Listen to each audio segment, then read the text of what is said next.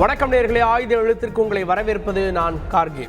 கடந்த வாரம் முன்னாள் முதலமைச்சர் ஜெயலலிதா அவர்களை இந்துத்துவா தலைவர் அப்படின்னு பாஜக தரப்பிலிருந்து அண்ணாமலை உள்ளிட்டவர்கள் சொன்ன செய்தி விவாதமாகி முடிந்த நிலையில் அது இந்த வாரமும் தொடர்கிறது. வேறு வகையில் முன்னாள் அமைச்சர் ஜெயக்குமார் பல குற்றச்சாட்டுகளை இந்த விவகாரம் தொடர்பாக பாஜக மேலே சுமத்தினார். மத யானையை விட மதவெறி பாஜக ஆபத்தானது. தமிழ்நாட்டில் பாஜக ஒரு சவலைப்பிள்ளை போல, அண்ணாமலை ஒரு அரசியல்வாதி அல்ல, அரசியல் வியாபாரி, இன்னும் சொல்லணும்னா அரசியல் வியாதி என்று அவர் குறிப்பிடுகிறார். கடுமையாக பாஜகவை, உங்கள்கிட்ட தலைவர்கள் இல்லையா, ஏன் எங்கள் தலைவர்களை எடுத்து கடன் வாங்குறீங்க என்றெல்லாம் விமர்சித்திருந்தார்.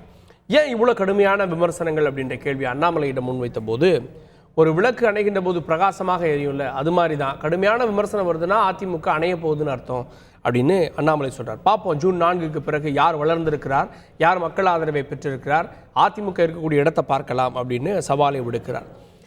அதிமுக அணையா விளக்கா அணையும் விளக்கா விவாதிக்கிறோம் சிறப்பு விருந்தினர்களோடு. நம்முடைய ஓபிஎஸ் ஆதரவு நிலைப்பாட்டுடன் செய்தி தொடர்பாளர் திரு கண்ணன், நிகழ்ச்சிக்கு அவரை வரவேற்கிறேன்.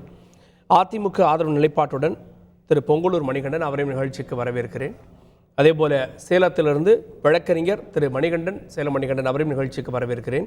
அதே போல பாஜக தரப்பிலிருந்து திரு டால்ஃபின் ஸ்ரீதர் அவர்களும் இணைந்திருக்கிறார், அவரையும் நிகழ்ச்சிக்கு வரவேற்கிறேன். நான் முதல்ல திரு டால்ஃபின் ஸ்ரீதர் அவர்கள்ட்ட, அண்ணாமலை அவர்கள் சொன்னது அப்படின்றது ஏதோ 4ஆம் இடம் 5ஆம் இடம் எடுத்த கட்சி அல்ல. 2 கோடி உறுப்பினர்களை வைத்திருக்கக்கூடிய கட்சி, 33% வாக்குகளை சட்டமன்ற தேர்தலில் வாங்கின ஒரு கட்சி. இது இந்த தேர்தலில் அணைந்து போகும் அப்படின்னு ரொம்ப கேஷுவலாக கடந்து போகிறார் அண்ணாமலை. இந்த குற்றச்சாட்டை அதிமுக மேலே சுமத்துவது சரியா? அனைவருக்கும் வணக்கம். அதாவது மாநில தலைவர், எங்களுடைய மாநில தலைவர் திரு அண்ணாமலை அவர்கள் ஒரு 2-3 நாட்களுக்கு முன்னாடி ஒரு செய்தியாளர் சந்திப்பில் சொன்னது நமக்கெல்லாம் தெரியும். மறைந்த முன்னாள் முதலமைச்சர் அம்மா செல்வி ஜெயலலிதா அவர்கள் குறித்து சொல்லும் பொழுது, அவங்க திராவிட கட்சியினுடைய தலைவராக இருந்தாலும் கூட எதெல்லாம் ஹிந்துத்துவா தலைவர்கள் அல்லது ஹிந்து தலைவர்கள் என்பதான ஒரு அடையாளத்திற்குள்ளார வருமோ, அது எதெல்லாம் சுப்ரீம் கோர்ட்டினுடைய நீதியரசர்கள்லாம் குறிப்பிட்டாங்களோ, அந்த ஹிந்துத்துவா என்ற அடைமொழிக்குள்ளார வரக்கூடிய ஒரு தலைவராக அம்மா அவர்கள் இருந்தார் என்பதற்கான பல உதாரணங்களை சொன்னார். அவர் மதமாற்ற தடை சட்டத்திலிருந்து தொடங்கி அவர் அயோத்தியில் ராமர் கோயிலுக்கு கட்டுவதற்கு ஆதரவு தெரிவித்தது, இங்கு ராமர் கோயில் கட்டவில்லை எங்க சொல்லது டீட்டெயிலாக நம்ம பேசியிருக்கோம். இன்னைக்கு அதிமுகவே அழிந்து போகும், அணைந்து போகும் அப்படின்ற அந்த வாதம் சரியா? இல்லைங்க, அதிமுக ஆரம்பிக்கப்பட்ட போது புரட்சி தலைவர் எம்ஜிஆர் அவர்கள் அவருடைய ஆரம்பிக்கும்போது என்ன சொன்னார், அது தொண்டர்களுக்கு, அதிமுகவினுடைய தொண்டர்களுக்கும் பொதுமக்களுக்கும் அவர் சொன்னது, திமுக என்ற ஒரு தீய சக்தி தமிழ்நாட்டிலிருந்து அழிக்கப்பட வேண்டும், விலக்கப்பட வேண்டும், அதற்கு தான் மக்கள் அனைவரும் ஆதரிக்க வேண்டும் அப்படின்னு சொன்னது தான் அவருடைய அடிப்படை விஷயமாக இருந்தது. அதே தான் அம்மா அவர்களும் சொன்னாங்க. இன்னைக்கு தலைவர் என்ன சொல்கிறாருன்னு சொன்னால், எந்த நோக்கத்திற்காக ஆரம்பிக்கப்பட்டதோ திமுகவை வீழ்த்த வேண்டும் என்பதுதான் அவர்களுடைய நோக்கமாக இருந்திருந்தால் இந்த தேர்தலில் அவர்கள் இந்த மாதிரி முடிவு எடுத்திருக்கிறதுக்கு வாய்ப்பில்லை. அவர்கள் எங்க இன்றைக்கு இருக்கிற களம்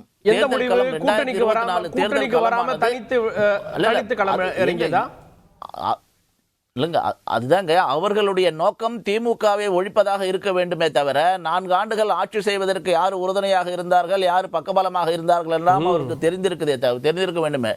2வது விஷயம், அண்ணாமலை தலைவர் என்ன சொன்னாருன்னு சொன்னா, திமுகவினுடைய எதிர்ப்பு ஓட்டுகளை பிரிக்கிறதுக்கு தான் அதிமுக உதவி பண்ணுது. இன்னைக்கு களம் திமுக வெர்சஸ் பாரதிய ஜனதா கட்சி என்பதாக மாறிவிட்டது. திமுகவினுடைய சித்தாந்தங்களும் எங்களுக்கு சித்தாந்த ரீதியான எதிரியாக, பாரதிய ஜனதா கட்சியினுடைய சித்தாந்த ரீதியான எதிரியாக திமுக இருப்பதனால களம் திமுக வெர்சஸ் பாரதிய ஜனதா கட்சி பிஜேபி என்பதாக மாறி இருக்கிறதுனால அதிமுக அந்த போட்டியிலே இல்லை என்பதாகத்தான் அவர் சொன்னார். அதனாலதான் 4ஆம் தேதிக்கு பிறகு பார்ப்போம் என்று சொல்லியிருக்கிறார். வாக்கு வங்கியினுடைய விவரம் எல்லாமே 4ஆம் தேதிக்கு பிறகு தெரிய வரும், அப்போது நம்ம பாப்போம்னு சொல்லியிருக்காரு. தேவையில்லாம எல்லாருமே அம்மா இருந்த பொழுது வாயை கூட திறக்காத இந்த தலைவர்களால் இன்றைக்கு தேவையில்லாத வார்த்தைகளை பயன்படுத்துவதுதான் திரு அண்ணாமலை அவர்களுடைய விமர்சனத்திற்கு காரணம். கேட்கலாம் திரு சேலம் மணியன் அவர்கள்ட்ட. திமுகவை வீழ்த்தணும் அப்படின்றதான் உங்களுடைய நிலைப்பாடு அப்படின்னா, கூட்டணி அமைத்திருந்தால் வாக்குகள் சிந்தாம ஒருவேளை திமுகவை கூட இந்த தேர்தலில் வீழ்த்திருக்கலாம்.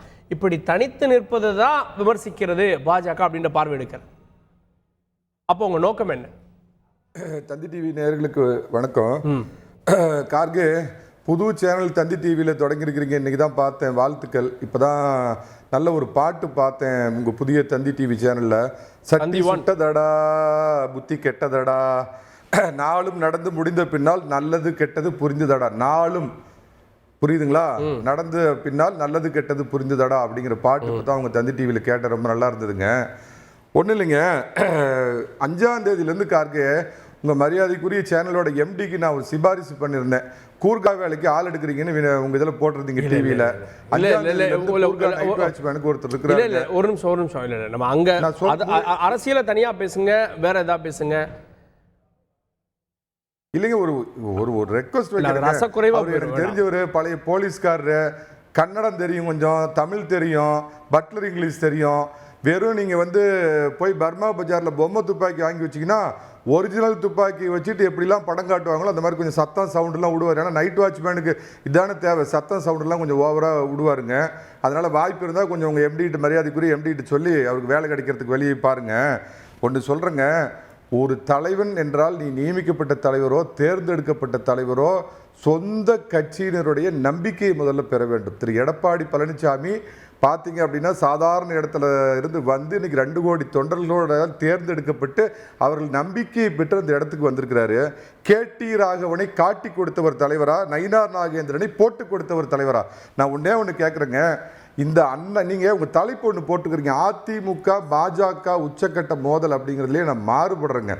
அதிமுக மீது அண்ணாமலை என்ற அரசியல் இயல்போடு தனிப்பட்ட காரணங்களுக்காக தன்னுடைய தோல்வியை மறைப்பதற்காக உச்சபட்சமாக சத்தம் போட்டுட்டு இருக்கார். மன்னிக்கணும், பாஜகவுடைய மூத்த தலைவர்கள் H ராஜாவோ, பொன் ராதாகிருஷ்ணனோ, இல்லை 2ஆம் கட்ட தலைவர்கள் நயினார் நாகேந்திரனோ, ப்ரொஃபசர் ராமசீனிவாசனோ, வானதி சீனிவாசனோ யாராவது இந்த மாதிரி தரங்கெட்ட கீழ்த்தரமான விமர்சனங்களை வச்சிருக்கிறாங்களா? நான் ஒண்ணுங்க முடிச்சிடுறேன். 2வதுங்க, நான் என்ன கேட்குறேன்னா, அதிமுக வீட்டில் என்ன பண்ணுவாங்கிறது கவலைப்படுறதுக்கு நீ யார் மேன்? அடுத்த உணவை எப்படி நீ முடிவு பண்ண முடியாதோ அடுத்த கட்சியை பற்றி சொந்தமா தமிழகத்தில் உங்களுக்கு தலைவருக்கு இல்லை அப்படின்னா வாடகைக்கு எடுக்கிறீங்க. வாடகைக்கு எடுத்து, அதாவது இந்த நாட்டினுடைய மிகப்பெரிய அரசியல் சாணக்கியர்னு சொல்லுவாங்க பிரதமர் நரேந்திர மோடி, அமித்ஷாவையும். நரேந்திர மோடியவும் அமித்ஷாவுக்குமே விபூதி அடிச்சு ஏமாத்தி கட்சி வளர்ந்துருச்சுங்கண்ணா, 25% எடுப்புங்கண்ணா, 30% எடுப்புங்கண்ணா அப்படின்னு அந்த 2 பேருக்குமே விபூதி அடிச்சு ஏமாத்தின அண்ணாமலை 5ஆம் தேதிக்கு அப்புறம் அவரோட நிலவரம் என்ன ஆக போகுதுன்னு, 5ஆம் தேதிக்கு அப்புறம் அண்ணாமலை எங்க இருப்பாருன்னு கேள்வி கேட்கிறாரு சார். அண்ணாமலை தான் வேற வேலை தேடணும் அப்படின்றாரு சேலம் மணிகண்டன். 5ஆம் தேதி பிறகு அண்ணாமலை மத்திய அமைச்சராக இருக்காரா, அது எல்லாம் என்பதை எங்களுடைய கட்சி முடிவு பண்ணும், மக்கள் முடிவு பண்ணுவாங்க, கோயம்புத்தூர் மக்கள் முடிவு பண்ணுவாங்க. ஆனா மணிகண்டன் இப்படி ஒரு தரம் தாழ்ந்த விமர்சனம் பண்றதை நிச்சயமா எந்த பாரதிய ஜனதா கட்சியும் ஏத்துக்க மாட்டான், ஏத்துக்க முடியாது. அவருடைய கட்சியை பத்தி அவர் சிந்திச்சா மட்டும் போதும். ஏன்னா இன்னைக்கு அதிமுக என்ற கட்சியே இந்த ஃபீல்டில் இல்லை என்பதுதான் தேர்தல் முடிவுல வரும்போது பேசுறாரோ அந்த மொழியில பேசுறான். 5ஆம் தேதிக்கு அப்புறம் ப்ரமோட் ஆகி டெல்லிக்கு ஓட போறாரு அண்ணாமலை.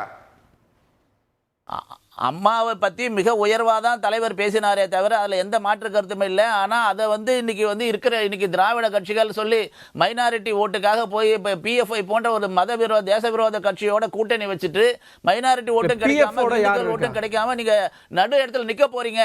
இல்ல அந்த SDPI கட்சியோட கூட்டணி வச்சிருக்காங்கல்ல, அந்த கட்சி கிட்டத்தட்ட தடை செய்யப்பட்ட ஒரு இயக்கத்தினுடைய இன்னொரு பிரிவாக தானே பாக்குறோம். மைனாரிட்டி அவர் போன தவறான முடிவில் எடப்பாடியார் அவர்களும் கிட்டத்தட்ட அவரை நம்பி இருக்கிற அரசியல் கட்சியில் இருக்கிற சகோதரர்களும் நிச்சயமா வருத்தப்பட போறாங்க. ஏன்னா மிகப்பெரிய ஒரு தோல்வி கிடைக்கும் போது இந்த 2024 தேர்தல் அதிமுக ஒரு கட்சியே இல்லாம போறதுக்கான வாய்ப்பு இருக்கு. அதுக்கு தான் சொல்ல வந்தார் எங்க தலைவர். ஓகே, திரு பொங்கலூர் மணிகண்டன், இந்த தேர்தல் முடிவு பாஜக விசஸ் திமுக தமிழ்நாட்டிலே அப்படிதான். அப்படி இருக்கிறப்போ அதிமுக இருக்கிற இடம் தெரியாம போயிடும் அப்படின்னு பார்வையை வெளிப்படுத்துறாரு டால்பின் அவர்களும் அண்ணாமலை அவர்களும். அண்ணாமலையுடைய அரசியல் என்பது அவருக்கு ஒரு புதிய களம் இது. அதனால அவர் என்ன நினைக்கிறாருன்னா, பாஜகவில் தன்னை ஒரு நிலைநிறுத்திக் கொள்ள வேண்டும் அல்லது தன்னை நிரூபித்து காட்ட வேண்டும் என்று முயற்சிக்கிறார். அதற்காக ஒவ்வொரு நாளும் ஏதாவது ஒரு செய்தியை சொல்லி அது ஊடகங்கள்ல அதை விவாதமாக்கி நாடு முழுவதும் மக்களுக்கு போய் சேர வேண்டும் என்று விரும்புகிறார். அந்த காலத்துல வைகோ பார்த்தோம்ங்க, டாக்டர் ராமதாஸ் ஐயா, வைகோ, மூப்பனார், நீங்க விஜயகாந்த் பட்டியல் போட்டு நிறைய சொல்லாமுங்க. இப்போ எத்தனையோ தலைவர்கள் எல்லாமே இந்த மாதிரி எல்லாம் எதிர்கட்சியா அரசியல் செய்தவர்தான். ஆனா திரு அண்ணாமலை அவர்கள் ஒரு அரசியல் கட்சியை அழிப்பேன், அது அணையும் விளக்கு, இப்படி வார்த்தைகளை பயன்படுத்துவது அவருக்கான உள்நோக்கத்தை வெளிப்படுத்துதுங்க. இப்ப இவர் கட்சி வளர்த்தோன்னு ஆசைப்பட்டோம்னா தமிழ்நாட்டில் எத்தனையோ மக்கள் இருக்காங்க, எத்தனையோ இளைய தலைவர் இருக்காங்க. அவர்களே வீடு வீடா சென்று கட்சியில நிர்வாகம் நியமிச்சு உரிமை செய்து பண்ணலாங்க. அதை பற்றி கூட ஒரு பெரிய அரசியல் கட்சி நான் அழிச்சேன் வருவேன்னு சொல்லி அவர் பேச அதிமுகவை அழிப்பேன், தான் தனிப்பட்ட முறையில் அழிப்பேன் அப்படின்னு அந்த மாதிரிலாம் அண்ணாமலை சொல்லல. தேர்தல் முடிவுல பாருங்கன்னு தானே சொல்றாரு. இல்லைங்க, பல தேர்தல் முடிவை அதிமுக சந்திச்சிருக்குங்க. அதிமுக புதுசா கிடையாது. எம்ஜிஆர் அவர்கள் இருக்கிற போதே கோவை சிவகாசி தாண்டி 37 அதிமுக தோற்றுது.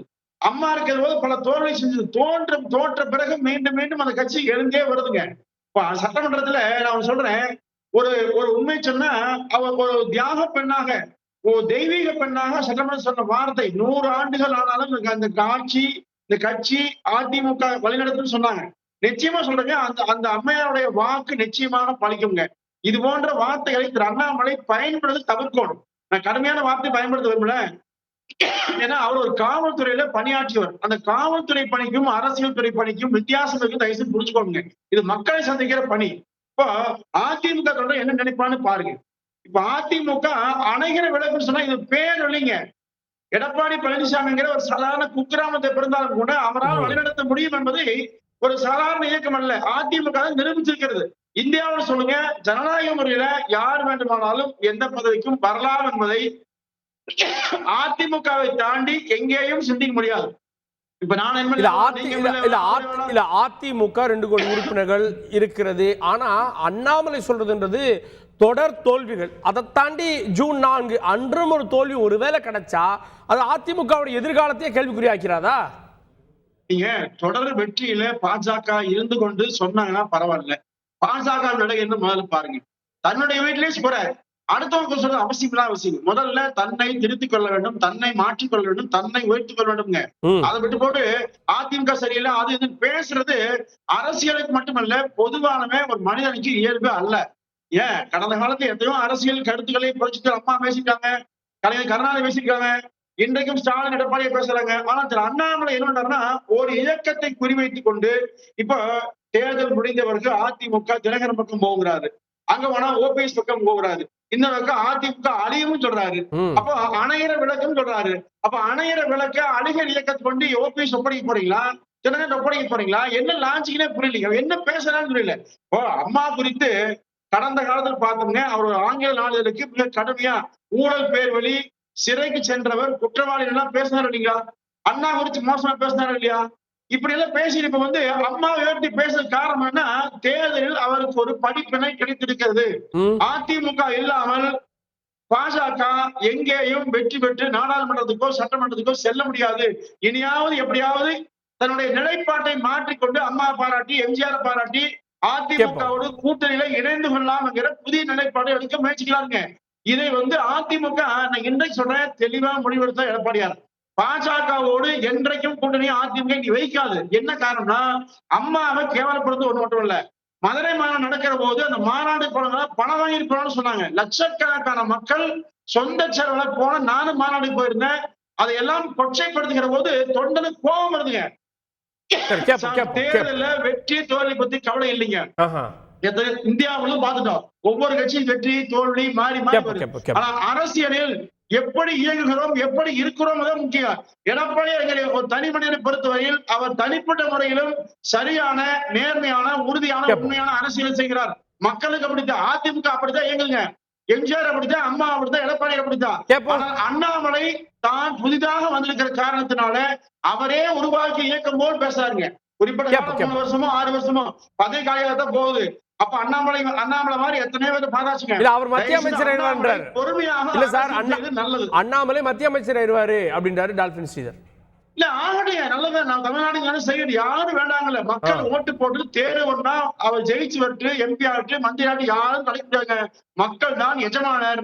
அது அதிமுக குறைச்செல்லாம் பேசல. ஆனா அதற்கு முன்பாகவே நாங்க யாரு பாட்ட பாருங்க, சவால் விடுறதுங்க. அதாவது தனக்கு மட்டுமே பேசுங்க. அதாவது அதிமுகவுல வேற அண்ணா தொடங்கி எத்தனையோ பேச்சாளர் இருக்காங்க, இன்னைக்கும் இருக்காங்க. மிகச்சிறந்த பேச்சுகளை பேசக்கூடிய இருக்காங்க. ஆனா அண்ணாமலை தனக்கு மட்டுமே தெரிய மாதிரி இணையதளங்கள்ல செய்திகளை பெற்றுக்கொண்டு அதை மட்டும் வாசிக்கிறார். 91ல அம்மாவுடைய ஆட்சி தெரியுமா இருக்கு, 95 தெரியுமா? எல்லாமே படித்து விட்டு பேசுவதற்கும் அங்க ஏற்கனவே அதோடு இருந்து அனுபவப்படுறதுக்கு வித்தியாசம் இருக்குங்க. அண்ணாமலை அனுபவம் இல்லாத பேச வேண்டும். கேட்போம். நான் திரு கண்ணன் அவர்கள்ட்ட, வெற்றி தோல்வி அப்படின்றது ஒரு இயக்கத்திற்கு சகஜம். அதிமுக வீழ்ந்திருக்கிறது, ஏன் முன்னாள் முதலமைச்சர் ஜெயலலிதாவே தேர்தலில் தோல்வி அடைந்திருக்கிறார். அது மாதிரி தான் வெற்றி தோல்வியை தாண்டி ஒரு இயக்கம் இருக்கிறது, நீடிக்கிறது அப்படின்னா அது 2 கோடி தொண்டர்கள் இருக்கிறப்போ அந்த இயக்கம் எப்படி அழிந்து போகின்றாரு அண்ணாமலை, எப்படி அணைந்து போகின்றாரு? தரணியங்கும் தமிழ் பரப்பும் தந்தி தொலைக்காட்சிக்கு வணக்கம். அதிமுக என்ன இப்ப அழியாமலா இருக்கு? ஏற்கனவே என்றைக்கு சிலுவம்பாலம் பழனிசாமிய சிஎம் கேண்டிடேட்னு அறிவிச்சோமோ அன்னைக்கே அதிமுகவின் அழிவு காலமும் சேர்ந்தே துவங்கி விட்டது. அதிமுக புரட்சி தலைவர் போற்றுதலுக்குரிய பாரத ரத்னா எம்ஜிஆர் அவர்கள் ஆரம்பித்த போது அண்ணா திராவிட முன்னேற்ற கழகம் ஒளி விளக்கு, அது அணையா விளக்கு. இதய தெய்வம் புரட்சி தலைவி அம்மா அவர்களால் வழிநடத்தப்படும் போது அது கலங்கரை விளக்கம், பிரகாசமாக ஒளியை பரப்பியது. என்றைக்கு சிலுவம்பாளையம் பழனிசாமியை சிஎம் கேண்டிடேட்டா ஐயா ஓபிஎஸ் அறிவித்தாரோ அன்றைக்கிலிருந்து அதிமுகவுக்கு தொடர் தோல்விகள் தொத்தி கொண்டது. எப்படி? புரட்சி தலைவர் தோற்றிருக்கிறார். 80 பாராளுமன்றத்தில் தோற்றால் அதே 80 மீண்டும் சட்டமன்றத்தில் வெற்றி. புரட்சி தலைவி அம்மா அவர்கள் 96 தோற்றார், 98 பாராளுமன்றத்தில் வெற்றி. இப்படி ஒரு தோல்வி அடுத்து தோல்வியை தாண்டிய வெற்றி. 89 புரட்சி தலைவர் மறைவிற்கு பிறகு ஏற்பட்ட தேர்தலில் தோல்வி எதிர்க்கட்சி தான். ஆனால் 91 வெற்றி பெறும்போது எதிர்க்கட்சி திமுகவே இல்லாமல் போனது. அதே போல் 2011 எதிர்க்கட்சியாக திமுகவே இல்லாமல் போனது. அப்படி மாபெரும் வெற்றியை வாரி குவித்தவர்கள் புரட்சி தலைவர் எம்ஜிஆரும் புரட்சி தலைவி அம்மா அவர்களும். அவர்களுடன் அவர்கள் தோல்வியை பழனிசாமியுடன் ஒப்பிடுவதே சிறுபிள்ளைத்தனமானது, வெட்கக்கேடானது. இந்த தேர்தல்ல நீங்க சொன்ன எடப்பாடி பழனிசாமி அவர்களை சிஎம் வேட்பாளராக அறிவித்த இந்த தேர்தலில் தான் அவங்க சொல்றது திமுகவுக்கும் எங்களுக்குமான வித்தியாசமே 4% தான் அப்படின்னு. 33%, 33.29% அதிமுக மட்டுமே வாங்கியிருக்கு. அதாவது ஒன்றிணைந்த இயக்கமாக, ஒருங்கிணைந்த இயக்கமாக அதிமுக இருக்கும்போது அதிமுகவிற்கும் திமுகவிற்கும் 3% வாக்குகள் தான் வித்தியாசம். அதை ஊர் உலகம் எல்லாமே ஒத்துக்கொள்கிறது. ஆனால் பழனிசாமி தொடர்ந்து தோல்விகளை சந்தித்து வந்து கொண்டே இருக்கிறார். அதிமுகவை அழிவு பாதைக்கு இட்டு சென்று கொண்டே இருக்கிறார். 33ங்கிறது 30 ஆகுது, 30ங்கிறது 27 ஆகுது, 27 25 ஆகி இப்ப 20ம் 20க்கு கீழுமாக சுருங்கி கொண்டே வருகிறது. ஒரு மாபெரும் மக்கள் இயக்கமாக இருந்த கழகம் இப்பொழுது ஒரு கொங்கு மண்டலம், ஒரு குறிப்பிட்ட சமூகத்திற்கான இயக்கமாக, ஒரு சங்கமாக, ஒரு சாதி சங்கமாக மாறிக்கொண்டு இருக்கிறது. நேற்றைக்கு கூட ஈரோட்டில் நியமிக்கப்பட்ட நிர்வாகிகள் 55 பேர்ல 47 பேர் ஒரு சமூகத்தை அடிப்படையாக கொண்டவர்கள். இப்படி அதிமுக ஒரு சமூக சங்கமாக மாறிக்கொண்டிருக்கிறது. இதய தெய்வம் புரட்சி தலைவர் எம்ஜிஆரால் ஆரம்பிக்கும் போது அது அண்ணா திராவிட முன்னேற்ற கழகம்ங்கிற அதிமுக. இதய தெய்வம் புரட்சி தலைவி அம்மா அவர்களால் வழிநடத்தப்படும் போது அண்ணா திராவிட முன்னேற்ற கழகம்ங்கிற அதிமுக. இன்னைக்கு சிலுவம்பாளையம் பழனிசாமியால் வழிநடத்தப்படுகிற அதிமுக என்பது அபகரிப்பு திராவிட முன்னேற்ற கழகங்கிற அதிமுக. இந்த அதிமுகவில் அண்ணா இல்லை. அதனால் அழியும் என்பதில் ஆச்சரியமும் இல்லை. அழிந்து விட்டதாகவே அனைத்து அரசியல் விமர்சகர்களும் சொல்லுகிறார்கள். அதைத்தான் அண்ணாமலை கேட்போம். சேலம் மணிகண்டன், அதிமுக ஏற்கனவே அழிஞ்சிட்டு தான் இருக்கு, தொடர் தோல்விகள் தான் அதுக்கு சாட்சி அப்படின்றார். பாப்பா புலவரை உங்கள்கிட்ட நல்ல விதமாக ஒரே ஒரு வேண்டுகோள் வைக்கிறேன். சாதாரண தென்கிற டீக்கடை பேச்சு முத்தா இருந்து ஓ பன்னீர்செல்வம் மாறி அதிமுக தயவுல 3 முறை தமிழகத்தோட முதலமைச்சராக இருந்து முகவரி பெற்றீங்களா? அந்த நன்றி கொஞ்சமாவது இருந்தா அண்ணாமலையோட போய் டிஆர்ஓவா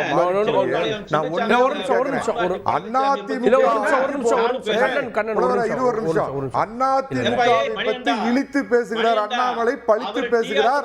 அவரு கூட போய் கூட்டணி வச்சுக்கிட்டு அதிமுக தோத்து போனதுக்கே ஒருங்கிணைப்பாளராக இருந்த பன்னீர்செல்வம் தான் காரணம். கிள்ளி கொடுப்போம் பாஜக இல்ல இல்ல அள்ளி கொடுப்போம் பாஜக. பன்னீர்செல்வத்தினாலதான் தொடர் தோல்வி இந்த கட்சியில தோத்தது அப்படிங்கறத முதல்ல புரிஞ்சுக்க கார்கே. நான் ஒன்னே ஒண்ணு கேட்கிறேன், இதுவரைக்கும் இந்த பன்னீர்செல்வம் என்ற நபர் வாய் திறந்தாரா? அண்ணாமலை பத்தி கண்டித்து பேசினாரா? ஒரு பக்கம் திமுகவோட கள்ள உறவு, பாஜகவோட உறவு அப்படின்னு ஒரே நேரத்தில் டபுள் ஆக்ஷன் போடுற பன்னீர்செல்வத்துக்கு ஊமிக்கு தலைவருக்கு அதிமுக பத்தி அவருடைய கூட வந்த ஆட்களுக்கு பேசுறதுக்கு எந்த தகுதியும் முதல்ல இல்லை. அதை முதல்ல சொல்லிடுறேங்க. கோயம்புத்தூர்ல பூத்துக்கே ஆள் இல்லை அப்படிங்கிறது அவங்க கட்சியிலேருந்தே வந்த ரிப்போர்ட். பெரிய சத்தம் போட்டாரு, 25% வளர்த்திட்டேன் 30% வளர்த்திட்டோம்னு. கடைசி நேரத்தில் தான் மரியாதைக்குரிய அமித்ஷாவும் பிரதமரும் புரிஞ்சுக்கிட்டு அவ்வளோ வளர்த்திட்டியாப்பா கோயம்புத்தூர்ல போய் நில்லுனா, இல்லைங்கண்ணா நான் எல்லா இடத்துக்கு நீ பிரச்சாரத்துக்கெல்லாம் போக வேண்டாம், நாங்கள் பார்த்துக்கிறோம் போய் நில்லுனோடனே கடைசி நேரத்தில் வேற வழி இல்லாமல் போய் கோயம்புத்தூர்ல நின்று இந்த படத்தில் அமைதி படத்தில் சத்யராஜ் சொல்ற மாதிரி பொட்டிய நாளானைக்கு உடைக்கிட்டோம். 5ஆம் தேதிக்கு மேல டீ ப்ரமோட் ஆகி டெல்லிக்கு ஓட போறாரா இல்லையான்னு பாருங்க. ஒன்னே ஒன்று சொல்லிடுறேன், நான் அறிந்தவரை பாஜகவினுடைய மூத்த தலைவர்கள் ஹெச் ராஜா, பொன் ராதாகிருஷ்ணன் போன்றோர் இவர் தேவையில்லாம அதிமுக தொண்டர்களை வந்து பேசுறாரு, தமிழக அரசியல் இவர் தாந்தோன்றித்தனமா போறாரு அப்படின்னு இவரை பத்தி புகார் சொல்லி இருக்கிறதா கேள்விப்பட்டங்க. சஞ்சய் பண்டியை விட பெரிய ஆளாக்காருங்க. என்ன கேட்கிறேன், சஞ்சய் பண்டி காலையில மோடி கிட்ட பேசுவாரு, மத்தியானம் அமித்ஷா கிட்ட பேசுவாரு, சாயந்தரம் பாத்தீங்கன்னா நட்டா கிட்ட பேசுவாரு. அவரையே ஒரு நைட்ல தூக்கி எறிஞ்சாங்க. 4ஆம் தேதிக்கு முன்னாடி இந்த பொய் பிம்பம் உடைய போவது உறுதி. 5ஆம் தேதியிலிருந்து பழைய காக்கி சட்டை போட போறது உறுதிங்க. KN கோவிந்தாச்சாரியோட இவர் பெரிய ஆளா? எடியூரப்பாவே தூக்கி எறிந்த கட்சி பாஜக. இவர் ரஜினிக்காக தயாரிக்கப்பட்டு ரஜினியோட சைக்கிள் ஸ்டார்ட் ஆகணும்னு இவர் முதல்ல அடிப்படையில் ஒரு ஈவேராயிஸ்ட். இவர் வந்து இவருக்கு இந்து மதத்துக்கும் இந்து மதத்தை பத்தி ஒண்ணுமே தெரியாத ஈவேராயிஸ்ட். அரசியல் பிளப்புக்காக இவரை பிடிச்சு பாஜகவையே இந்த கட்சியை நாசப்படுத்துறாங்க. ஒண்ணு சொல்லிடுறேன், பாஜக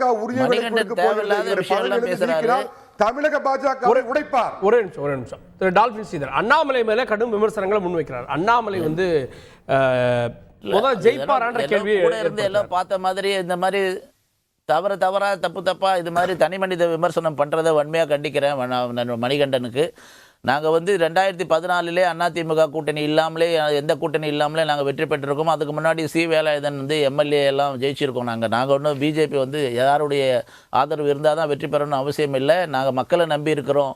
தமிழ்நாட்டை பொறுத்தவரையில் இன்னைக்கு மக்களால் அங்கீகரிக்கப்பட்ட எதிர்கட்சியாக பாரதிய ஜனதா கட்சி தான் செயல்படுது. அதிமுக எங்க எதிர்கட்சியாக செயல்படுது? அதிமுக வந்து எந்த போராட்டம் பண்ணிருக்கு, எந்த ஆர்ப்பாட்டம் பண்ணிருக்கு? பாரதிய ஜனதா கட்சி தான் நாங்கள் இந்த கடந்த 2 வருடங்களாக திமுக அரசனுடைய அனைத்து அநியாயங்களையும் நாங்கள் மக்கள் மத்தியில் கொண்டு போய் சேர்த்திருக்கோம்.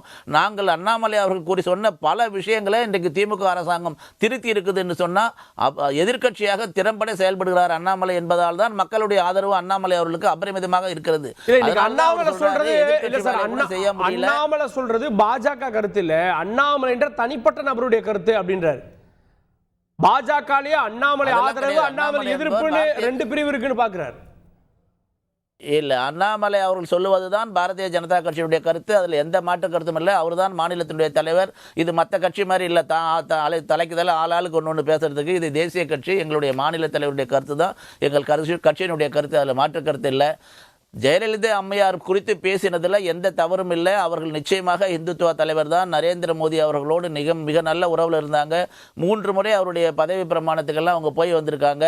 பல நல்ல விஷயங்களை ஒரு ஹிந்துத்துவா லீடராக ஒன்று எடுத்திருக்காங்க. தமிழ் புத்தாண்டு மாத்திரத்திலிருந்து பல நல்ல நூற்றுக்கணக்கான விஷயங்களை சொல்ல முடியும். ஆகையால் நான் அவங்களுடைய தலைவரை எங்கள் தலைவர் உயர்த்தி தான் பேசினாரே தவிர, அவர்கள் இருந்ததுனால அவர் ஒரு ஹிந்துத்துவா தலைவராகவே அறியப்பட்டதுனால எங்களுடைய வளர்ச்சி கொஞ்சம் சிறிதாக இருந்தது.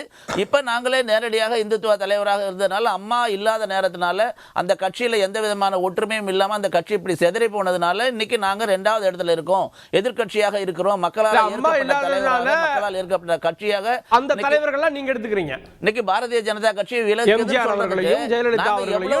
நடத்திருக்கோம். அதிமுக என்ன எங்க நீங்க பல விஷயங்கள் இல்ல திமுக செஞ்சதை அதிமுக தலைவர்களை நீங்க கொண்டாடுறீங்க விஷயங்களை அப்ப மக்களுக்கு இல்ல நாங்க எங்க அவங்க வரலாற்றுக்கு இடம்பெற்ற தலைவருங்க. அது நம்ம தான் அண்ணாவே சொல்லியிருக்காரு இல்லையா, மாற்றான் தோட்டத்து மல்லிகைக்கு மனம் உண்டுன்னு சொல்லி.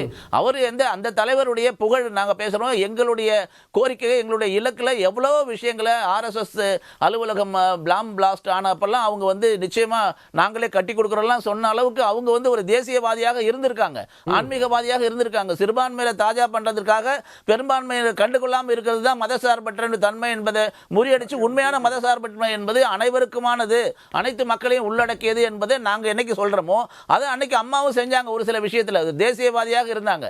இன்னைக்கு இருக்கிற அதிமுக, அண்ணன் எடப்பாடி அவர்கள் தலைமையில் இருக்கிற அதிமுக அந்த மாதிரி அந்த வழியிலிருந்து விலகிட்டு எந்த தேசியம் என்பதற்காக தலைவர் புரட்சி தலைவர் ஆரம்பிச்சாரோ அந்த தீய சக்தி திமுகவை அழிப்பதை விட்டு மறைமுகமாக அவரோடு கள்ள உறவு வைத்துட்டு மாதிரி செய்யறாங்களோ. என்ன பாரதிய ஜனதா கட்சி வளர்ந்து வருகிறது, பாரதிய ஜனதா கட்சியை தடுப்பதற்காகவாவது நாமெல்லாம் 2 பேரும் பங்காளி ஆயிடுவோம் அவங்களே சொல்லிருக்காங்களே பல விஷயங்கள்ல. நீங்க இன்னைக்கு பாஜகவோடு இருப்பதை தேசியவாதம்ன்றீங்க. ஆனா பாஜகவோடு இருப்பது மத யானையோடு இருப்பதற்கு சமம். மதவெறி பிடித்தது பாஜகன்னு அதிமுக சொல்லுது. எஸ்டிபிஐ கூட கூட்டணி வைக்கும் பொழுது யார் மதவாதி? எஸ்டிபிஐ கட்சிக்கு கூட கூட்டணி வச்சுட்டு நீங்க சிறுபான்மையில தாஜா பண்றதுக்காக அம்மாவுக்கு நீங்க துரோகம் பண்றீங்கன்னு சொல்றோம். அம்மாவுடைய இலக்கு, அம்மா எப்படி ஒரு தேசிய தலைவராக அனைவருக்குமான தலைவராக இருந்தாங்களோ அது இல்ல. நீங்க எல்லாம் அம்மாவுடைய பக்தர்கள், அம்மாவுடைய தொண்டர்கள், அதிமுகவுடைய புரட்சி தலைவர் எம்ஜிஆர் உடைய தொண்டர்கள் எல்லாம் இன்றைக்கு ஒரு மன வருத்தத்தில் இருக்காங்க. எந்த நோக்கத்துக்காக ஆரம்பிக்கப்பட்டதோ அதிலிருந்து விலகி போயிட்டு அவங்களோடவே அட்ஜஸ்ட்மெண்ட் பாலிடிக்ஸ் பண்ண ஆரம்பிச்சிட்டாங்களோன்ற ஒரு சந்தேகம் எம்ஜிஆர் உடைய உண்மையான தொண்டர்களுக்கு இருக்குது என்பதுதான் அண்ணாமலை. ஜெயலலிதா வழியில எம்ஜிஆர் வழியில இன்றைக்கு அதிமுக இல்ல அப்படின்ற பார்வையை சொல்றாரு. கழகங்கள் இல்லாத தமிழகம், காங்கிரஸ் இல்லாத இந்தியா, ஊழல் 50 ஆண்டு கால திராவிட ஆட்சி ஊழல் ஆட்சி, அமித்ஷா எல்லாமே பேசினாங்க. இந்த தேர்தல் கூட பின்னாடி அம்மாவுடைய படத்தையும் எம்ஜிஆருடைய படத்தையும் பிளக்ஸ்ல போட்டுட்டு மேடையில அதே தலைவர்கள் திராவிட ஆட்சிகள் இந்த 67க்கு பிறகு எல்லாமே ஊழல் ஆட்சியும் பேசினாங்க. ஓபிஎஸ் பார்த்துட்டு இருந்தாரு, தினகரன் பார்த்துட்டு இருந்தாரு. ஆனா என்ன புதுமையான விந்தையான அரசியல்னே தெரியல. அவருடைய படத்தையும் பயன்படுத்துவது, அவர்கள் செய்கிற ஆட்சி ஊழல் ஆட்சி என்பது அம்மா இருக்கிற போது அமித்ஷா அவர்கள் சென்னையில் சொன்னாங்க இது அதிமுக ஆட்சி ஊழலாட்சி பேசினாங்க. இன்னைக்கு அம்மா மறைந்து விட்ட காலத்துல தைரியமா அம்மாவுடைய பெயரை சொன்னால், அம்மாவை பெயரை பயன்படுத்தினால் அரசியல் செய்யலாம் என்று பாஜக முனையுதுங்க. எம்ஜிஆர் சொல்லலாம். ஏன்னா யாருமே தமிழ்நாட்டை பொறுத்தவரையில எம்ஜிஆர் ஆட்சி கொடுப்போம்னு சொல்லுவாங்க, அம்மா ஆட்சியை கொடுப்போம்னு சொல்லுவாங்க. வேறு பெயரை யாருமே உச்சரிக்க முடியாது. இப்ப நீங்க பாரதிய ஜனதா கட்சியில எத்தனை தலைவர் இருந்தாங்க? வாஜ்பாய் சொல்லுங்க, அத்வானி சொல்லுங்க, இது நிறைய பேர் இருக்காங்க. அவங்க பெயரை எல்லாம் குறிப்பிட்டு இவர்களுடைய பற்றி பெருமையை சொல்லி இவர்கள் வழியில் ஆட்சி வைப்போம், வழியில செயல்படுவோம் ஏன் சொல்ல முடியல? அப்ப நீங்க எம்ஜிஆர் தான் சொல்ல முடியுது, அம்மாவை தான் சொல்ல முடியுதுங்க. காரணம் என்ன? 32 ஆண்டு காலம் இந்த நாட்டை ஆண்ட அதிமுக அளப்பரிய திட்டங்களை நாட்டு மக்களுக்கு அளிச்சிருக்கேன். இந்தியாவிலேயே முன்மாதிரியான திட்டங்களை அளித்த இயக்கம் அதிமுக. அதனாலதான் தொட்டில் குழந்தை திட்டம் ஒன்னே போதுங்க. அன்னை தெரசா பாராட்டினாங்க. உலகம் போற்றும் தலைவியாக புரட்சி அம்மா திகழ்ந்தாங்க. அன்றைக்கு பாஜக அம்மாவை கடுமையாக விமர்சனம் பண்ணுச்சு. மோடியா லேடியான்னு ஏன் பேசினாங்க? அப்ப அன்றைக்கு எல்லாம் ஒண்ணு இல்ல, வாஜ்பாய் ஆட்சி 97 அமைந்த பிறகு ஒரே ஆண்டில் கவிழ்த்து விட்டு அம்மா என்ன பேசினாங்க? பாஜகவுடைய கொள்கையை, சித்தாந்தத்தை என்றைக்கும் அதிமுக ஏற்றுக்கொண்டதே இல்லைங்க. இன்றைக்கு வெறுமனே பாஜகவுக்கு குறிப்பிட்ட வாக்கு வங்கி பெற முடியாதுங்கிற எண்ணத்தில் திரும்ப திரும்ப அதிமுகவிலிருந்து கணிசமாக தன் பக்கம் இழுத்து வாக்கு வங்கி உயர்த்த வேண்டும் என்று பாஜக விரும்புவதையே வேறு நோக்கமே இல்லைங்க.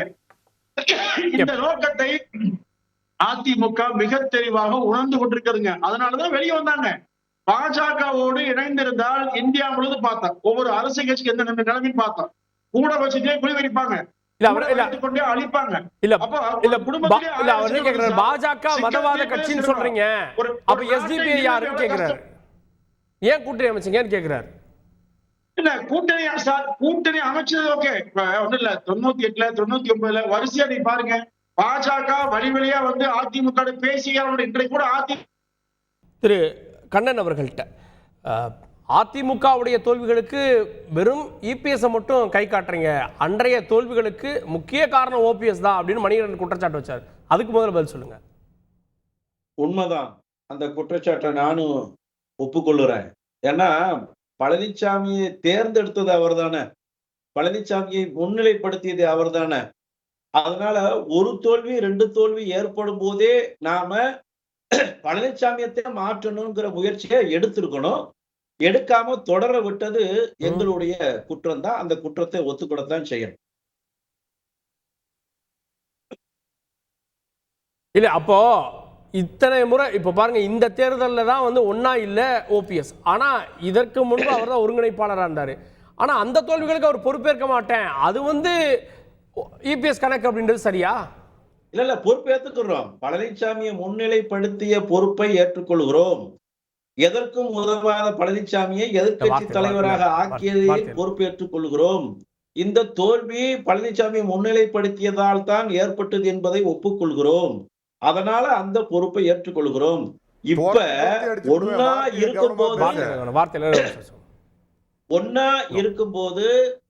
இருக்கும்போது அதிமுக கொஞ்சம் பரவாயில்லாத அளவிற்காது முன்னிலை வகித்தது.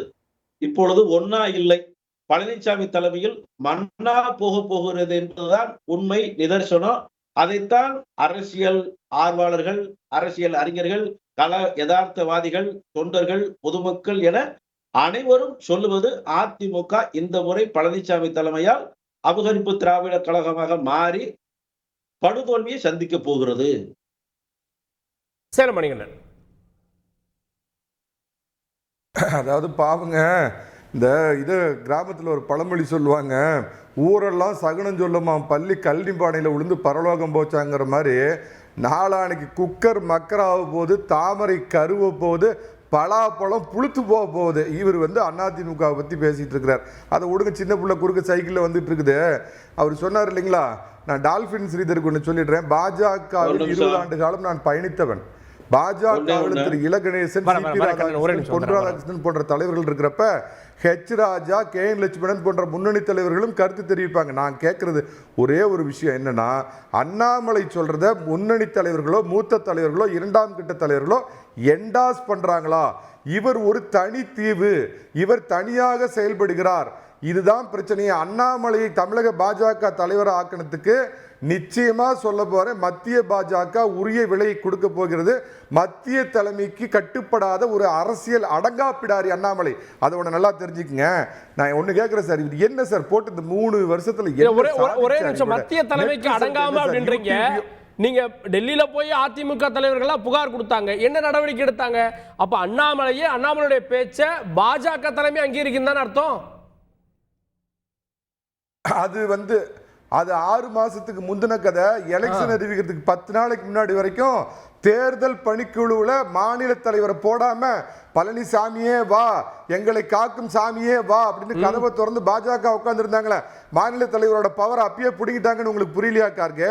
3 ஆண்டுகள் இவரோட நெட் ரிசல்ட் என்னங்க? யூடியூபையும் ஃபேஸ்புக்கையும் ட்விட்டரையும் இன்ஸ்டாகிராம்லையும் கட்சியை வளர்த்துற மாதிரி ஒரு தோற்றத்தை ஏற்படுத்திட்டு உட்கார்ந்துருக்கிறாரு.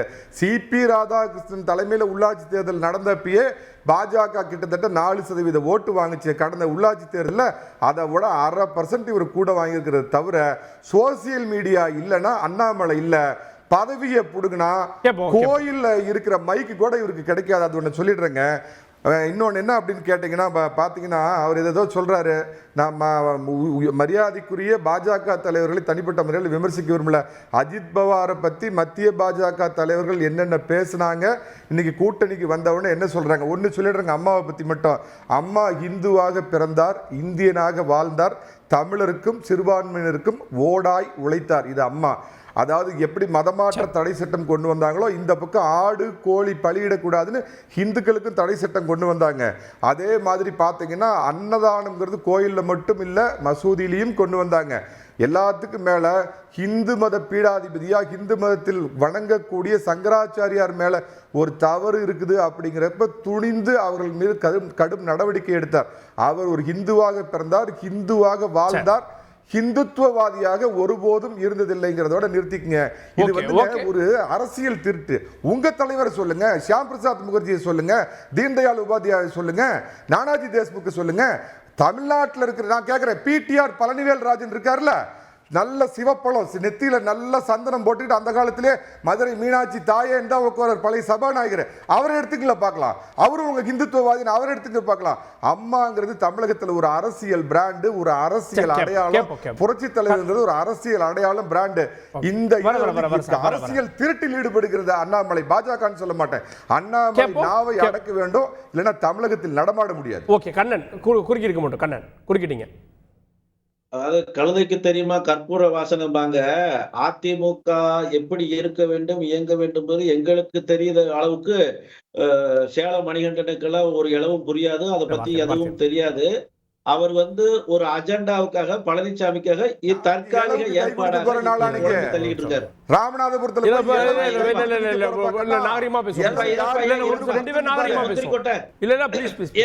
கொஞ்ச நேரம் பொறு.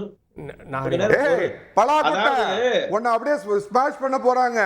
ஜாக் ஃப்ரூட் ஆக போகுது. இறப்பா கொஞ்சம் பொறு. போதை எது போட்டிருக்கியா? அப்படி பேசக்கூடாது ப்ளீஸ். தனிமனித தாக்கல் மேல பேசுறேன்.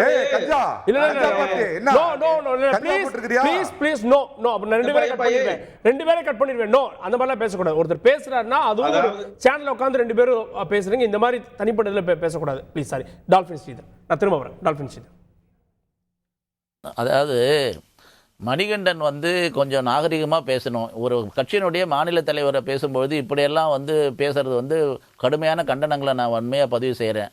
ஒரே ஒரு விஷயம், எங்கள் மாநில தலைவர் இன்றைக்கி அகில இந்திய அளவில் அனைத்து மாநிலங்கள்லேயும், டெல்லியில், குஜராத்தில், வந்து மும்பையில், தெலுங்கானாவில், கேரளாவில், இப்படி அனைத்து மாநிலங்களும் வந்து பிரச்சாரம் செய்து கட்சிக்கினுடைய ஒரு அங்கீகரிக்கப்பட்ட பிரச்சார பேச்சாளருடைய நட்சத்திர பேச்சாளர்கள் இருக்கார். அகில பாரத தலைவராக இருந்தாலும் சரி, திரு அமித்ஷா அவர்கள் நேற்றுக்கு வந்த போதும் சரி, பாரத பிரதமர் திரு மோடி அவர்களாலும் பாராட்டப்பட்ட மிகச்சிறந்த ஒரு தலைவராக, மாநில தலைவராக இன்னைக்கு பேர் எடுத்திருக்காரு. ஒரு மிகச்சிறந்த எதிர்காலம் அவருக்கு இருக்கு. அதனால மணிகண்டன் சொல்றதெல்லாம் வந்து பெரிய அளவில் வந்து ஏற்றுக்கவே முடியாது. ஆனால் அதிமுகவை பொறுத்த வரையில் அண்ணன் எடப்பாடியார் அவர்கள் வந்து இன்னைக்கு பொட்டு வச்சுக்கிறது கூட யோசனை பண்ணுறாரு. அதை பற்றியெல்லாம் மணிகண்டன் கவலைப்படணும். செல்லூர் ராஜு வந்து சொல்கிறாரு, ராகுல் காந்தியை பற்றி ரொம்ப உயர்வாக ஒரு ட்வீட் போட்டார், அதை எடுப்பான்னு சொல்கிறது கூட முடியல. ஏன்னா அவங்க தலைவரை பற்றியெல்லாம் பேசாமல் நான் ரொம்ப பார்த்து வியக்கிறேன் ராகுல் காந்தியை பற்றியெல்லாம் சொல்கிறாரு. இப்படி அவங்க கட்சிக்குள்ளார இருக்கிற உள்கட்சி பிரச்சனையை அவருக்கு தீர்க்கறதுக்கு முடியல அண்ணன் எடப்பாடி அவர்களால். ஆனால் தேசிய கட்சியாக ஒரு காலத்தில் இருந்தது. அதனால தான் புரட்சி தலைவர் எம்ஜிஆர் அகில இந்திய அதிமுகன்னு ஆயின்ற டைட்டில் கொடுத்தாரு. ஆனா இன்னைக்கு தேசிய கட்சியெல்லாம் சுருங்கி திமுக போன்ற ஒரு ஹிந்து விரோத கட்சிக்கு அனுசரணையாக அதுக்குள்ள ஏதோ ஒரு அட்ஜஸ்ட்மெண்ட் பாலிடிக்ஸ்க்காக திமுக செய்கிற அனைத்து விதமான சட்டவிரோதங்களுக்கும் லஞ்ச லாவண்யங்களுக்கும் துணை போகிற ஒரு கட்சியாகத்தான் இன்னைக்கு அதிமுக பார்க்கப்படுது. ஒரு எதிர்கட்சியாக அவர்கள் செயல்பாடு திருப்தியாக இல்லை என்பதை மக்கள் ஏற்றுக்கொண்டிருக்காங்க. பாரதிய ஜனதா கட்சி எங்களுடைய தலைவர், ஆற்றல் மிகு தலைவர் அண்ணாமலை அவர்கள் தலைமையில் மிகச் சிறப்பாக செயல்பட்டு கொண்டிருக்கிறது. ஒரு ஆக்கப்பூர்வமான எதிர்கட்சியாக நாங்கள் செயல்பட்டு இருக்கோம். பல விஷயங்கள்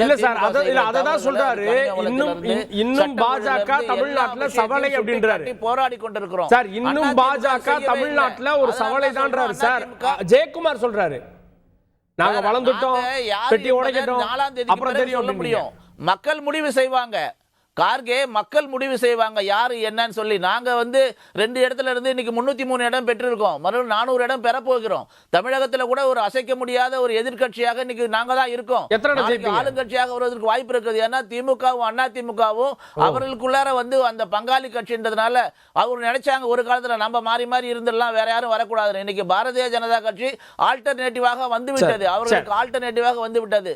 திமுகவுக்கு வந்து அட்ஜஸ்ட் பண்ற கட்சியாக தான் அதிமுக இருக்குது மக்கள் நினைக்கிறதுனால இன்னைக்கு ஆல்டர்னேட்டிவான ஃபோர்ஸாக மூன்றாவது கட்சியாக பாரதிய ஜனதா கட்சி இன்னைக்கு வலம் வந்திருக்கிறது, வளர்ச்சி அடைந்திருக்கிறது. அதுதான் நிதர்சனமான உண்மை. அதிமுக இன்றைக்கு நிச்சயமாக 4ஆம் தேதிக்கு பிறகு அது எங்களுடைய தலைவர் சொன்ன மாதிரி ஆக போகுது. ஓகே, திரு பொங்கலூர் மணி இறுதி கருத்து. நாங்க ஆட்சி கூட பிடிப்போம் தமிழ்நாட்டில்ன்றார் பாஜக. ஜனநாயகத்திலேயே முக்கிய கோட்பாடு ஆட்சி அதிகாரம். இது எளிய மக்களுக்கு கொண்டு சென்ற கட்சி அதிமுக. புரட்சியாளர் எம்ஜிஆர், அம்மா, எடப்பாடி எல்லாருமே.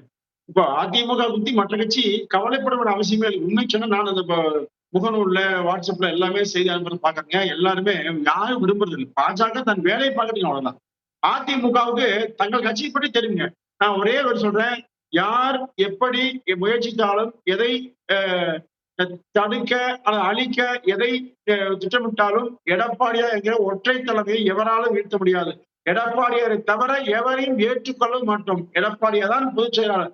வெற்றி தோல்வி எது வந்தாலும் கவலை இல்லை. அதிமுக தொண்டர் மத்தியில அம்மா எப்படியோ தேர்தலுக்கு பின்பு தினகரன் அப்படின்னு அண்ணாமலை சொல்றாரு.